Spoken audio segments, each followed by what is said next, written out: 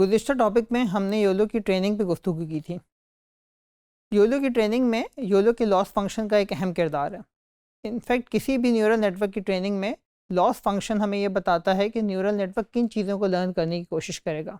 आइए देखते हैं कि योलो के लॉस फंक्शन में क्या क्या कंपोनेंट्स हैं और वो किस तरह से योलो की ट्रेनिंग में मदद देते हैं। योलो के लॉस फंक्शन में 4 कंपोनेंट्स हैं। इन 4 कंपोनेंट्स के अंदर कोऑर्डिनेट का लॉस मौजूद है, ऑब्जेक्ट का लॉस मौजूद है, नॉन ऑब्जेक्ट्स का लॉस मौजूद है और क्लासिफिकेशन का लॉस मौजूद है।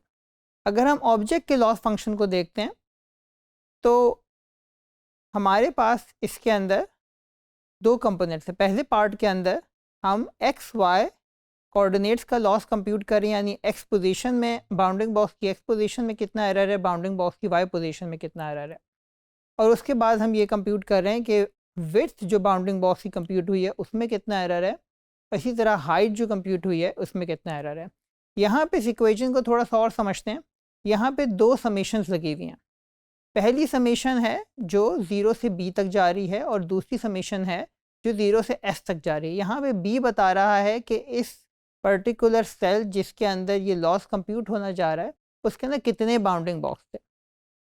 उसके अलावा जो दूसरी समेशन है वो ये बता रही है कि इस पूरे इमेज को कितने सेल में डिवाइड किया गया है। तो फॉर एग्जांपल अगर s की वैल्यू 7 हो तो 7 टाइम्स 7 49 सेल्स हो जाते हैं। तो दूसरा लॉस फंक्शन हर सेल पे जा रहा है, यानी हर सेल पे और उस सेल के अंदर जितने भी बाउंडिंग बॉक्स हैं उनके लिए ये लॉस कंप्यूट होगा, यानी एक्स वाई का लॉस और विड्थ हाइट का लॉस कंप्यूट होगा। जो इसके अंदर दूसरा कंपोनेंट है वो है ऑब्जेक्ट का लॉस। 2 तरह के ऑब्जेक्ट्स या 2 तरह के बाउंडिंग बॉक्सेस योलो कंप्यूट करा होता है। एक उन चीज़ों के दरमियान बाउंडिंग बॉक्सेस जहाँ पे कोई ऑब्जेक्ट मौजूद हो और उन चीज़ों के दरमियान बाउंडिंग बॉक्सेस जहाँ पे कोई भी ऑब्जेक्ट मौजूद नहीं। क्योंकि योलो इमेज को 7x7 की ग्रिड में डिवाइड करता है या s/s की ग्रिड में डिवाइड करता है और हर सेल में बहुत सारे बाउंडिंग बॉक्सेस प्रोड्यूस करता है। तो ऐसे बहुत से बाउंडिंग बॉक्सेस होते हैं जहाँ पे कोई ऑब्जेक्ट ना हो और ऐसे भी बहुत से बाउंडिंग बॉक्सेस होते हैं जहाँ पे कोई ऑब्जेक्ट मौजूद हो। ये जो लॉस का फंक्शन है ये उन बाउंडिंग बॉक्सेस के लिए जहां ऑब्जेक्ट मौजूद है। ये कंपोनेंट ये कंप्यूट करता है कि जो कॉन्फिडेंस है उसकी वैल्यू क्या होगी। तो यहाँ पे 2 वैल्यूज़ के दरमियान डिफरेंस है, एक CI और CI हैट। यहाँ पे CI हैट वो ऑब्जेक्टनेस स्कोर है जो योलो का नेटवर्क प्रिडिक्ट करेगा और जो C वाला कंपोनेंट है वो ग्राउंड ट्रुथ के बाउंडिंग बॉक्सेस और प्रिडिक्टेड बाउंडिंग बॉक्सेस के दरमियान इंटरसेक्शन को बता रहा है। यानी जो ग्राउंड ट्रुथ का बाउंडिंग बॉक्सेस है और जो प्रिडिक्टेड बॉक्स है उसकी इंटरसेक्शन की वैल्यू तकरीबन कॉन्फिडेंस के बराबर होनी चाहिए। यानी जैसे जैसे intersection with the ground truth बढ़ता जाए कॉन्फिडेंस की वैल्यू भी हाई होनी चाहिए उन तमाम लोकेशन पे जहाँ पे ऑब्जेक्ट मौजूद है।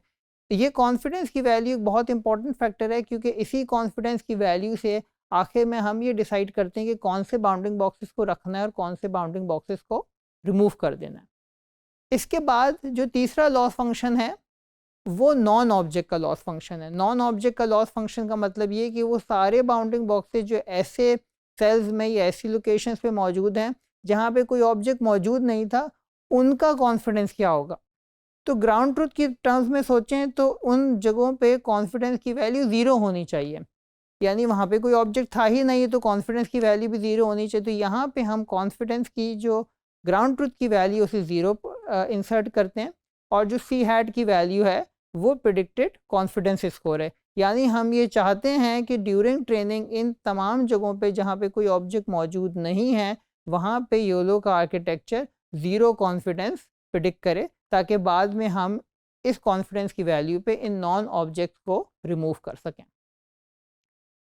जो चौथा लॉस फंक्शन है या चौथा component of the loss function है ये क्लासिफिकेशन को बताता है।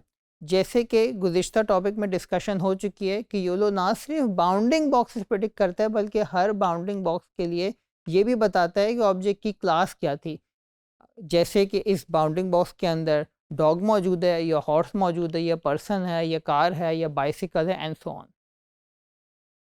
तो यहाँ पर क्लासिफिकेशन ये बताती है कि जो क्लासिफिकेशन की वैल्यू ग्राउंड ट्रूथ में मौजूद है या जो क्लास ग्राउंड ट्रूथ में मौजूद है या जो क्लास की प्रॉबिलिटी ग्राउंड ट्रूथ में मौजूद है और वो जो प्रॉबिलिटी योलो ने प्रिडिक्ट की। तो मिसाल के तौर पे अगर बाउंडिंग बॉक्स के अंदर बाइसिकल है तो ग्राउंड ट्रूथ में उसकी प्रॉबिलिटी 1 होगी।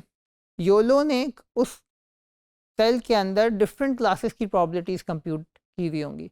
तो हम ये देखना चाहते हैं कि जो बाइसिकल की प्रॉबिलिटी है उसमें और ग्राउंड ट्रूथ की प्रॉबिलिटी में कितना फ़र्क है, ताकि हम क्लासिफिकेशन को भी ड्यूरिंग ट्रेनिंग इम्प्रूव कर सकें। इस तरह से योलो इन 4 कंपोनेंट के थ्रू ऑब्जेक्ट के विड्थ, हाइट और पोजीशन को भी सही कंप्यूट करता है, यानी बाउंडिंग बॉक्स भी सही कंप्यूट करता है। वो जो बाउंडिंग बॉक्सेस है जहाँ ऑब्जेक्ट है और जहाँ ऑब्जेक्ट नहीं है उनके ऑब्जेक्टनेस स्कोर को भी कंप्यूट करता है, और साथ साथ इन बाउंडिंग बॉक्सेस के लिए जो क्लास है उसको भी कंप्यूट करता है। और इस तरह से योलो एक कॉम्प्रिहेंसिव मैनर में इमेज के हर हिस्से में बहुत सारे bounding boxes with classification and with confidence score compute करते हैं, जिसे आखिर में हम कॉन्फिडेंस की वैल्यू पे थ्रेशोल्ड करके अपने सेलेक्टेड बाउंडिंग बॉक्सेस सेलेक्ट कर लेते हैं। तो टू समराइज, एक इमेज आया, उस पर 7x7 की ग्रिड बनी। उस ग्रिड के अंदर हर ग्रिड में 2-2, अगर बी की वैल्यू 2 है तो 2-2 बाउंडिंग बॉक्सेस प्रिडिक्ट हो गए। इसी तरह से हर सेल के लिए क्लासिफिकेशन की वैल्यू प्रिडिक्ट हो गई। जब इन्फेरेंस हो गई और ये सारे बाउंडिंग बॉक्सेस प्रिडिक्ट हो गए, ये सारे बाउंडिंग बॉक्सेस की कॉन्फिडेंस स्कोर आ गए, तो कॉन्फिडेंस स्कोर की बेसिस पे हमने वो बाउंडिंग बॉक्स सेलेक्ट कर लिए जिनका कॉन्फिडेंस स्कोर हाई था, और वो रिजेक्ट कर दिए जिनका कॉन्फिडेंस स्कोर लो था। इस तरह से एक ही गो में हमारे पास सारे ऑब्जेक्ट की डिटेक्शन हो जाती है। इसको अगर हम पूरा आर्किटेक्चर में देखें तो एक कोई न्यूरल कन्वोल्यूशनल न्यूरल नेटवर्क का या कोई न्यूरल नेटवर्क का आर्किटेक्चर होगा जिससे इमेज गुजरेगा, फीचर्स कंप्यूट होंगे। फीचर्स कंप्यूट होने के बाद एक टेंसर प्रिडिक्ट होगा। वो टेंसर क्या है? अगर एस की वैल्यू 7 है तो 7/7 यानी 49 उसकी स्पेशल डायमेंशन होगी, और उसकी कुछ डेप्थ डायमेंशन होगी। उस टेंसर की जो डेप्थ डायमेंशन है वो ये बता रही है कि हर सेल में क्या प्रिडिक्ट हुआ है। तो मिसाल के तौर पे अगर आपके पास बी बाउंडिंग बॉक्सेस थे तो हर बाउंडिंग बॉक्स के लिए एक्स, वाई, विड्थ, हाइट और कॉन्फिडेंस 5 वैल्यूज़ प्रिडिक्ट होंगी। तो अगर आपके पास 2 बाउंडिंग बॉक्सेस हैं, यानी आपने बी की वैल्यू 2 सेट की हुई है, तो total 10 values predict to 5 for the first bounding boxes and 5 for the second bounding boxes. Finally, जो क्लासेस हैं उसकी प्रॉबिलिटी प्रिडिक्ट होती है। तो फॉर एग्जांपल अगर आपका ये योलो 20 क्लास क्लासिफिकेशन कर रहा है तो 20 न्यूरॉन्स क्लासिफिकेशन वैल्यूज़ के लिए होंगे। यानी अगर बी की वैल्यू 2 है और क्लासिफिकेशन 20 ऑब्जेक्ट्स की, तो 30 का वेक्टर प्रिडिक्ट होगा हर सेल पे। और इस तरह से 1 गो में एक बहुत बड़ी प्रेडिक्शन आएगी जिसके अंदर से हम अपने रेलेवेंट बाउंडिंग बॉक्स से सेलेक्ट कर सकते हैं। हमने अब तक जो भी डिस्कशन योलो पे की है वो योलो के पहले वर्जन के ऊपर की है जो 2015 में लॉन्च हुआ था। 2015 के बाद अब तक योलो के बहुत सारे वर्जन लॉन्च हो चुके हैं जिसमें बहुत सारी मुख्तलिफ इम्प्रूवमेंट्स आई हैं। इन इम्प्रूवमेंट्स को पढ़ने के लिए एक बहुत कॉम्प्रिहेंसिव पेपर मौजूद है, एक जिसका नाम है YOLO evolution, a comprehensive benchmark and architectural review of YOLO 12, 11 and there previous versions.